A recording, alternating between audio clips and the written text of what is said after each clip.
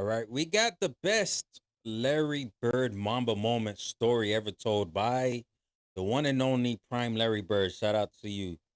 All right, let's jump right in. When Kobe Bryant created an alter ego for himself, the Black Mamba, he embodied a spirit that became a cultural phenomenon. So Kobe has to deal with these issues, all the personal challenges. The Black Mamba steps on court and does what he does. The Mamba Mentality, an intense focus and relentless approach in preparation and competition, or as Kobe would describe it, fuck everyone. I'm destroying everybody that stepped on the court. And just guess who Larry Bird's favorite basketball player is? Kobe was always my favorite since I got out. I don't like that, by the way. But Kobe is one of the toughest human beings I've ever seen because I know what he's been through, and he's played a hell of a lot more minutes than me. Yeah. And he just finally figured out, hey, I'm going to get hurt. I'm just going to have to play through it. And that's the mentality of a great player. Which, if you could have picked any current player right now to play with for an entire season, who would you pick? Probably Kobe, because Really? the fact that he's, well, of course he wouldn't have been shooting as much as he does now. Yeah, you would have had to talk with him. His desire to win, Facts. his dedication in the offseason to get better, and he's just tough. He's just a tough cat. But if you want to have fun like I did with Bill Walton, you play with LeBron. Really? Okay, that's absolutely a great answer. You want to have fun? I don't know if that's a great way to. If I was LBJ, is that a great way to? I guess it's a compliment, but when it comes to winning, Larry Bird and Kobe on the same team, neither of them will get the shots that they were getting with their, respective teams, but that would be fun to watch. That would actually be fun to watch. They're both clutch in their their own way, and ooh, that's actually what the heck. But as comparison, as what Larry Bird said, Kobe is the closest to Larry Bird as far as playing through injury, thugging it out, man. That's a great comparison. I'm glad he said that. Been probably more fun to play with LeBron, but if you want to win and win and win, it's Kobe. Now, if you know anything about Larry Bird, then you should not be surprised that he picked Kobe Bryant over LeBron James, because Larry Bird had that same Mamba mentality that Kobe had way before Kobe coined the phrase. And it all started after Larry Bird had a bad experience as a freshman at Indiana University, causing him to drop out of college after only 2 weeks on campus. To everyone's surprise, Larry had given up his basketball career and gone back to his hometown of French Lick, Indiana, to become a garbage collector. They talk about the garbage. In French Lick, it takes you about half a day to pick up all the garbage, so that was a very small part. But you know what, Mark? It's a job. I never thought I was too good to do anything. I'd do it today if I had to. But a lot of things were cutting trees down, painting curves, cleaning the streets, laying asphalt. We did everything. But when Bill Hodges, the head coach of Indiana State, went to French Lick to meet Larry Bird for the very first time, he said one thing to Larry that struck a nerve so hard that it made Larry change his mind from being a garbage collector to being a cold-blooded killer on the court. And Larry's first victims were Indiana State's starting five. When I got to Terre Haute, Bob King, he asked me what I knew about players in the state, and when Larry was a junior, he wasn't very big then. He was about 6'3", but I guess he's grown quite a bit since then. I saw him play in the All-Star game. That he's really good. He said, well, let's go get him. And I got a hold of a kid that had played high school ball. He was a senior when Larry was a junior. He was one of Larry's best friends.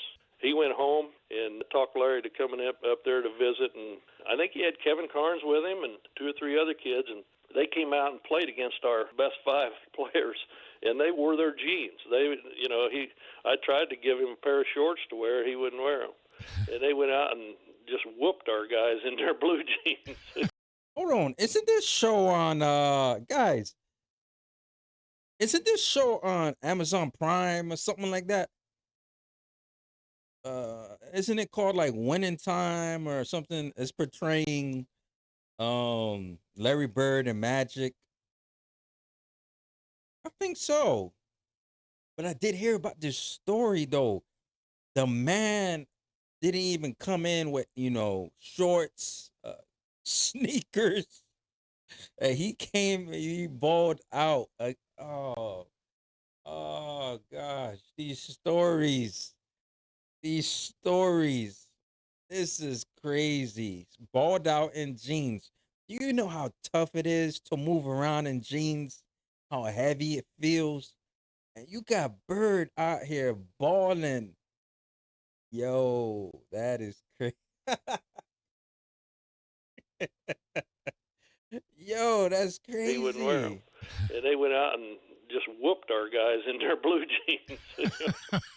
They didn't just beat them, they wore them out. This mentality is one of the rare traits that only a select few of the all-time greats had. And when Kevin Pritchard, who played 6 years in the NBA, was asked about his most memorable experience, Larry Bird's mentality was at the top of the list. Pritchard with 1 second, he'll pop for three! Got it! It counts! Kevin Pritchard, as if he knew it all along. Well, I mean, I played for the Celtics and Larry Bird. I mean, it doesn't get much better than that. Seeing him on a daily basis, seeing how he saw the game, how it came so easy, and how just such a masterful player he was. I think the thing you know about Larry is that he's ultimately super confident, right? I mean, he knows he's going to make the shot, and okay. And I kid with people all the time about that, and I try to explain how I see it, how his confidence is. And I think the way I would explain it is this. If aliens were coming down to the earth and they said, listen, we're going to give you one shot to make one free throw, or else if you make it, earth goes on living, you miss it, we destroy the earth. The thing I would do is I would hand the ball to Larry Bird. Larry would make the free throw and he'd go, where are we going for lunch? Yeah. It wouldn't be a big deal. Yeah. And I don't know how he does that, but he's just got this ability to take all the clutter, all the noise out, and just play basketball or see basketball. And to me, that's a special, special talent. Everybody tries it. I give you another example. We go down to his ranch and we throw beanbags, cornhole toss, right? Mm-hmm. And the guy is world class, and he turns into he just kind of plays for a little bit, and then all of a sudden it gets close. He becomes, I'm telling you, I would put him against anyone in the universe at doing it, because he'll go 4 in a row, and I don't know how he can turn that on like he does. It's an amazing gift that he's behind the backboard. Okay, come on. Are we gonna the difficulty of making a shot and you're behind the backboard? Number one, Pritchard, great points that you made. Number one, I think it's a switch. It's a switch. When it's time to lock in, what's winning time? That's when you're like dialed in, like tunnel vision. You're super, super, super focused. But to make this shot behind the backboard, I don't know how he can turn that on like he does. It's a number one, look at where he is. Behind the backboard, you could easily hit that the shot clock on top of the basket. Oh man, that could easily just been like a turnover. The ball could go out of bounds, but he amazing made gift it. that he's The difficulty been given, and you know what? To be honest with you, he takes full advantage of it too. Yeah, he's one of those kind of guys to me that whatever his ceiling is and whatever he does, he's going to hit it. And as soon as Larry Bird stepped on a college basketball court, his opponents could already tell that Larry Bird was just on another level. Like the first time when Bill Lynch, as a senior at Butler University, played Indiana State when Larry Bird was just a sophomore. This is true. My senior year, we played him twice. We were playing Indiana State home and home back in those days. And he was a sophomore, and he just beat our brains out, to tell you the truth. The very first time we played him, it was like one of the first time possessions down the court, and I got switched off on him. So the ball goes up. I went to block him out, like like fundamental, and the ball came off, and I remember going up to get it, and the next thing I know, I saw this big arm come over the top, and he slammed that ball down so hard, I think the ball hit the floor, came up and hit me underneath the chin. I bit my tongue. I turned around, and there's 33 running the other way, and that was probably his first 2 of 40-some that night. But he was, looking back at it, though, I think we even knew that night we left. We played against a guy that's as good as you could ever play against. And scouting reports back in those days weren't quite the way they are today. It was a little bit of you went in before the game, and the coach says, "Okay, Lynch, you got 25, and Burris, you got 32," and we were just playing man-to-man defense. And we went through the season. Then our last college basketball game, my final game I played at Butler, it was at Hinkle. Damn, Bird. Hey, man, that ball is still alive, and he'll still, bro, the ball basketball is game. legit. My final. Yeah, I think it hit the line, so it should have been called out of bounds, but Bird's effort to go and game get I played. it, and he stepped on the line to try to save it, man, but you can't, that effort is just undeniable. At Butler, it was at Hinkle, and it was Larry Bird and Indiana State coming back in. And so we were ready for him that night. He got 47 on us that night, and he could have scored 70. 47. Of course, that was back before the 3-point shot. But we played against a lot of really good players, but there was no one like Larry. I mean, he was so good, and he could do anything he wanted on the court. That day, Larry Bird, as a sophomore, set Indiana State's single-game scoring record against Butler. This record only lasted for 2 years, because on February 25th, 1979 versus Wichita State, Larry Bird broke his own record and set a mark that has not been broken for 45 years and counting. Damn. 6'9.5" senior from Fitchburg, Indiana, Larry Bird. This is the first time that Indiana State Sycamores have ever been on national television. And are they ready? They think they're number one. And they hope to prove today by remaining undefeated that they are number one. That's the man, Larry Bird. Galosinski. The jump against Gilbert and Bird controls. Easy. Good. He had the best hand-eye coordination, maybe, of anybody that ever played basketball. And that's why he was so good with his anticipation, both offensively and defensively. Tip off Larry Bird. There you saw the passing ability of Larry Bird, supposed to be the best passing forward in basketball in some time. But even though Larry Bird was the best passing forward in college basketball, instead of putting on a passing clinic, he decided to put on a shooting one. He's having quite a game. He's that ball. Bird goes up and puts it in. Get out your calculators, men. Yes, they want it. Larry Bird off the backboard. Getting into gear now. Bird from the corner. This is with no 3-point line. Is he the best collegiate player in the country? Many people say he certainly is. There wasn't anything he didn't think he could do on the basketball floor. Our game plan was to get the ball in his hands as much as possible, and he made good things happen. Bird almost lost that ball out of bounds. Now takes a shot. Oh, my.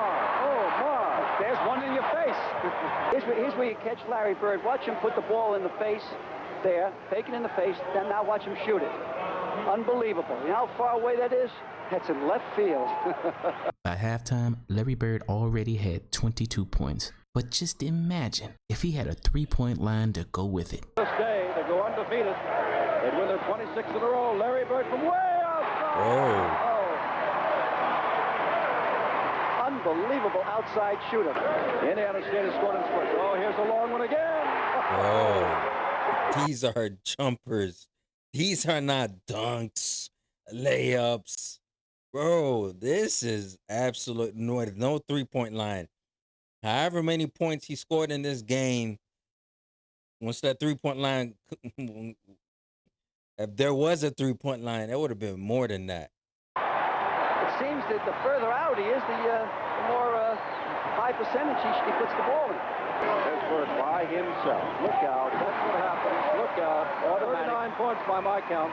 And as Indiana State started pulling away, everyone knew that they were witnessing something special. Bird comes up with it, puts it up, and it is good.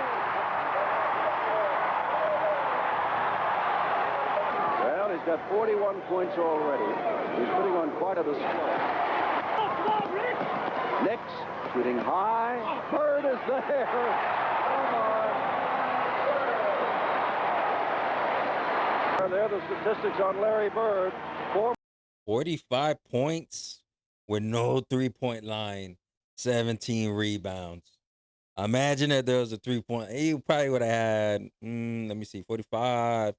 I'll say 55, 57. More points, and he'll have an all-time high, and he would have saved it for national television when his team is on. There's somebody out there that's unforgettable, unflappable, unselfish, and unstoppable. And I don't know who it is, but I think that person will receive the most valuable player. We'll think about it. Well, let's say we've got it. Larry Bird, $1,000 comes to Indiana State in his name. It's in one of many commendations he'll have before his collegiate and professional careers are over. Student body wants Larry Bird to have the ball. He's got the ball. He's got the shot. He's got the Jeez. Larry Bird with 49 points, an all-time record. And to think, Larry Bird, one of the greatest players of all time, almost gave up his basketball career before it even started. But what exactly did Coach Bill Hodges say to Larry Bird the day they met to make Larry change career paths and play basketball at Indiana State? Well, I'll let Bill Hodges tell you exactly how it went down. So, 2 days after I was in Terre Haute, we went to French Lick. And everybody had tried to recruit him, but nobody had been able to get very far with him. He had kind of a bad taste in his mouth. He didn't know what he was going to do, though. And we found his high school coach, so he took us over to meet Larry, and Larry wasn't there, and his mom said, "You coaches are just driving him crazy. Why don't you just go away and leave him alone?" Bam, she closed the door. Damn. Gary said, "Wow, she must have had a bad day because she's normally real nice." But one slammed door wasn't enough to stop Bill Hodges, so he drove around French Lick, Indiana, until he could find Larry Bird himself. Damn. So we drove around town and took Gary back. He said, "If you come back in a couple of days, I'll round Larry up and you can get to talk to him." Dan said, "Well, let's go back to Terre Haute." I said, No, I'm from Zionsville. Zionsville's about the same size as French Lick. We're going to find Larry." I said, hey, there aren't too many places you can hide a 6'8" guy in a town like this. And we drove around for a while, and I made a right turn and started down the street, and we were passing a laundry where you go in and wash your clothes. Yeah. And here comes this big blonde kid out of there, and I said, "There he is right there." And I pulled in. He said, "You think?" I said, "There can't be two of them in this town." And got out and introduced myself. He wouldn't shake hands because he had been working on his truck, and he was carrying a basket of clothes, and he put it in the car, and I started talking to him about, we'd like to talk to you about Indiana State. And he said, "Well, I'm busy working on my truck right now. I just don't think I have time right now." And his grandmother, she heard me talking with him. So she come around there and she said, "Larry, these nice fellows were, they took their time to drive all this way to see you. Invite them up to the house for some iced tea." "Oh, Granny, I'm working on my truck." "Larry?" And that was all there was to that. He didn't say anymore. So we followed him up there, and she fixed his tea, and we sat and talked with him.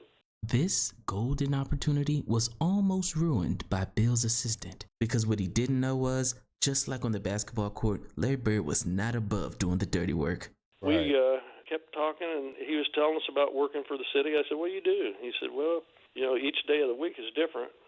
We paint the curbs one week, and we might pick up dead limbs and maybe plant flowers or in the parks on Tuesday, and then we do this Wednesday, and on Thursday we pick up garbage."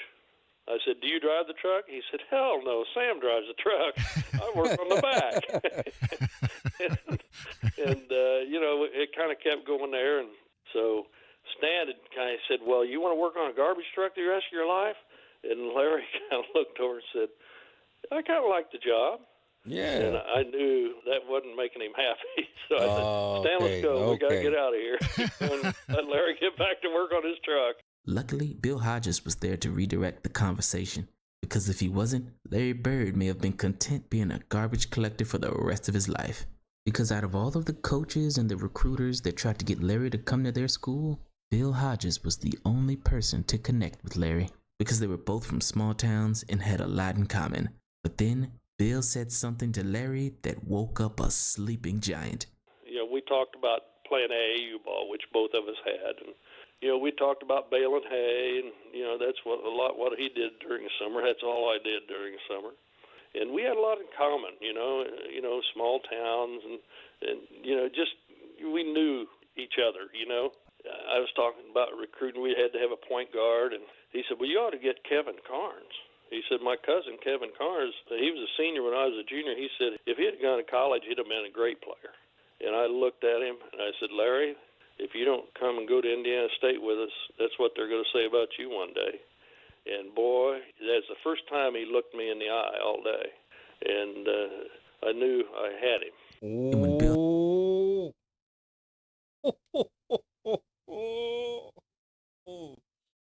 Ooh. Hold on. I got to listen to that one more time. And he was a senior when I was a junior. He said, if he had gone to college, he'd have been a great player.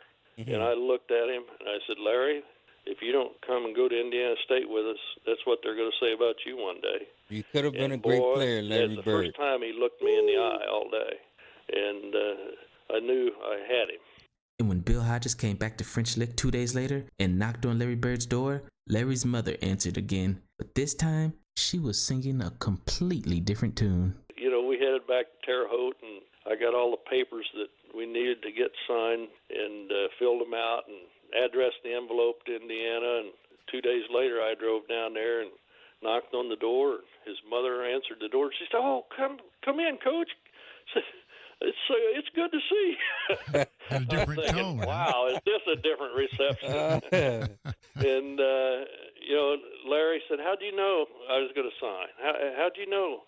I said, "Well, if you're an intelligent kid, and this is the intelligent choice to make. So all you have to do is sign right here, and I'll mail it for you." And he signed it, and the rest is history. Larry Bird went on to have one of the greatest college careers ever. And as a senior, he led a relatively unknown Indiana State team to a 33-0 record and a berth in the national title game, prompting some experts to say that Larry Bird was the greatest college player of all time. Reed gets it to Heaton. Heaton the clutch. Left hand. 1 second to go. Heaton, second time he did it. Time is over. Game is over. Damn. Heaton keeps Indiana State undefeated. They're on to the Final Four. Larry had to do more with less. I think, frankly, that Larry Bird getting the 1978-79 Indiana State team to the finals with a 33-0 record is the single greatest personal achievement in the history of college basketball. I hear what you're saying about Kareem. I'm actually old enough. I got to watch Wilt Chamberlain play college basketball at Kansas, and it was the same impact where he was just unstoppable. But Shannon, you grew up a fan of one Larry Joe Bird. And I got to tell you, the harder I look at what Larry Bird did with an Indiana State team, well, Larry Bird basically picked 4 guys from Terre Haute and said, you guys come out here and let's go try to win the NCAA championship. And I've never seen anything like what Larry did. Larry Bird took them to 33-0. And when you look at what they did, again, I'm going to give, I know what you're talking about, most important. Yeah, I got it. But most important or most valuable to one season, man, what Bird did was just off the charts. We've never seen anything like that. It's just hard to go that far with that little. And Larry Bird did so much with so little. That I keep saying it, is one word that defines Larry Bird, no matter what different aspect of the game of basketball. If he did that much with little, the impact that he had on the team, leading by example, because of course, certain people, they talk the talk, but Larry Bird walked the walk. Him walking the walk inspired his teammates to take it to the next level. So, man, him being able to do that at Indiana State, I'll just have to say now, everybody's got their favorite player and everything, but there's no question at all who it was the best player in NBA basketball. There is no doubt, and it's Larry Bird. I don't care. I'm prejudiced, maybe, but I mean, all-around player. Now, there'll never be. I don't think anybody will ever be like him. Damn, that was good. But that was actually wow. Now, this is a new story that I'm learning about with Larry Bird and his college. Damn, that one.